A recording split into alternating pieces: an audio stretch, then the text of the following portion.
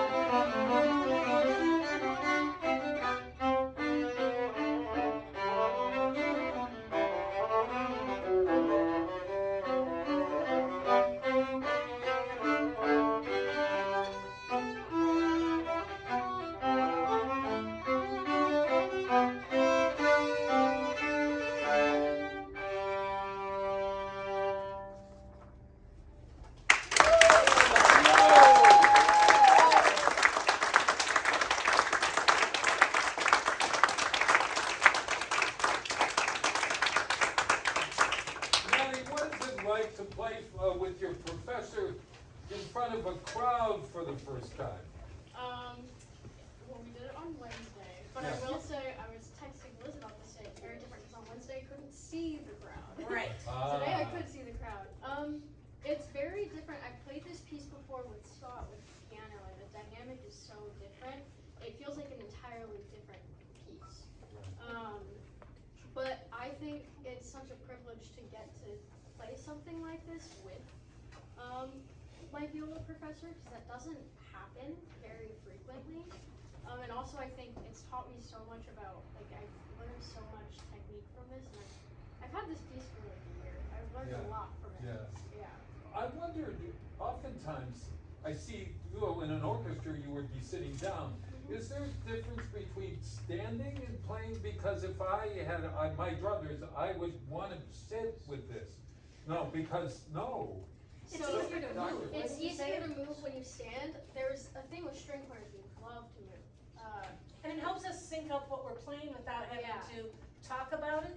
Whereas when we're sitting down, it's easier to just like be in your feet, right? And Yeah. here we can like give each other cues and stuff much more naturally because we're standing and we're swinging a little. I can see and match her bow stroke better. Whereas if we're sitting, it feels like there's more of a barrier in between us. Also, if I was sitting, it would be very weird because you have to count for the bow has to go all the way down. Oh my gosh. So the position in the chair would look a little something like this. Well, here's a question then. Are these bows, do they measure your body as No. well as your bow? Because if you had a very long arm, how do you, I mean, like, So my arm Yeah. is much, much longer than Maddie's, but our bows are the same They're length. the same way. and are they always, what is it, Always. 25, 30 inches? I don't know. I have no idea. Yeah. It's just a bow. It's a full-sized bow. I've never thought about They're really weird. how many inches the bow They is. make ones that are like this big, but Yeah. for like. Yeah. But yeah, so that's one of the things you have to work with your body is if you have a short arm, you have to figure out ways to get to the tip that are different than if you have a very long arm. The same is true with your left hand. So Maddie can do some things more easily because her arm's not as long, so she doesn't have to come up around as much. So that's one of the things when we're playing it as a duet, we actually have to think about is how are we going to match our sounds, given that our violas are so different and our body type is so different. I mean, I'm also a lot taller than Maddie, Yeah. right? You know, Yeah. and so those were all the things that you kind of navigate and negotiate. And so the dynamic, so when an audience is watching a performance, it's important for us to recognize the difficulty of playing with someone who's also your professor, number one. Also, the idea of making sure that there's a blend. Yes. And who's not louder or whatever, and all of that sort of stuff. And you're learning so incredibly well. you. Oh my gosh. Yeah, that was the best we've ever played. It's Yes. really great. Can you see what the other is supposed to be playing? Do you see? Yes, so we have it Okay. as a, like, Maddie has her part and I have the score, so I'm reading off both parts, so when we were rehearsing this, instead of performing it, I was able to say, okay, here's a spot we need to match bowings, but oftentimes when you play, you've just got your part in front of you. But this was easy enough to have it as both parts, so, yeah, Wow. but that's something, like, we're playing in a viola quartet too with my other viola students, and we're playing off a score, so you can see all of the parts, so we know how they fit in. Who decides the bowling? Me, Okay, Sometimes then you're the the professor. composer, and sometimes the composer. Okay. But there are things that because I've played so much that I know the style in the Baroque era, Okay. and so I know the proper bow strokes, and that's one of the things we do as student teacher is pass on the knowledge of what to do during a certain style period. Like if this was written 100 years later, we might use some different bowings so that it would sound like it's from a different era. You let me pick one going. I did. Would you have added more embellishment? Yes. Yeah, and longer, probably bows look much less short. Okay. Yeah. Wow. Have you listened to the score from Bridgerton on television? Of course. Oh, yeah, of course. And isn't it interesting to hear that those being played by a string, I assume they're They're like. pop songs played by a string Yeah, quartet. exactly. Yeah. Exactly. It works great. It's great. Well, maybe we could add some of them. Would you add one for us? Sure, we can do eventually? that. Yes, one last question. I have a question. Mainly geared towards Maddie, but I actually want to hear from both of you because I think it'd be really interesting. So last semester you were playing some Schumann, Yep. and that is a very different beast. And you know, I, as a clarinet player, and the music I'm interested in playing anyways, most of it's 20th century and beyond. So there's nothing Baroque for us. So I don't know what it's like to kind of approach a Baroque piece of music versus 20th century. What are the differences for you between playing something like this and playing something like the Schulhof, and how do you approach it differently in kind of the practice and the way you think about it? Yeah. We get kind of stuck in the Baroque and classical a lot as strings, but the Schulhof I played last semester, it was the first 20th century piece I ever played, and it was very different. I will say Baroque, there's a lot less room for, I could be wrong, but interpretation. It feels very much of like, I have to play exactly what's written, because that's the way it was intended. You don't mess with it. They were very strict during that time period. Whereas 20th century, there's a little more room. Like, we were able to add our own cadences, and there were some extra embellishments we put in. And then, so the practice is different. Like, I would listen to lots of recordings of the Schulhof, but the way I was listening was different. I was listening for differences in style and whatnot to see like what I wanted to adapt. Whereas listening to the Marcello, it's like genuinely trying to get the whole piece in my ear just so I have it memorized by ear. I know exactly what I'm supposed to play. Wow. And you're a junior, you said? Mhm. So we'll have plenty of time to watch Absolutely. your ascension. We really appreciate it. Maddie, keep it on the wonderful.